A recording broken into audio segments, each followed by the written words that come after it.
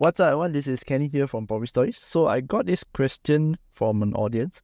Just gonna read out to you. Bro, I ask you, do people buy personal accident insurance coverage as alternative to MRTA or MLTA? Usually, this is not common.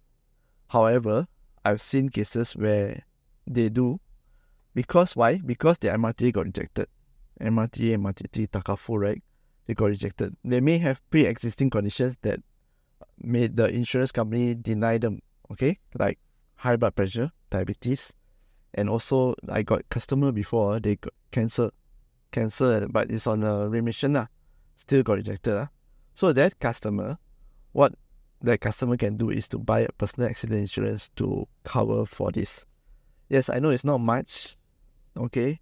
And another one more is the MRTA or MLTA can get very, very expensive if you are older.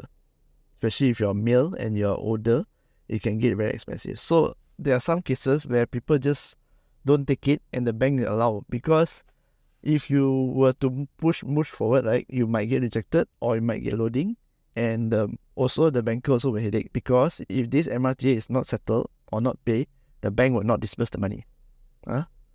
Whether it's rejected or whether it's paid, it must have an outcome. If rejected, the banker has to do another work to remove that MRTA premium amount from the loan, and then he can disburse. All the banks are like that now, okay?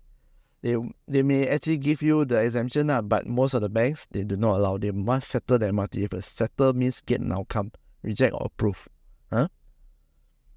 So that's why that's not common. But I've seen cases like that, okay? I've seen cases like that. So I hope that answers your question. If you have any more questions, I will appreciate if you leave it in the comments down below, so that I can turn into a video like this and everyone can learn together. If you are looking for services, we have one-on-one consultations and other services. You can leave your details in the Google form down below. Last but not least, if you have not subscribed to the channel, do hit the subscribe button down below, and I'll see you again in the next video. This is Kenny here from Property Stories. Bye-bye.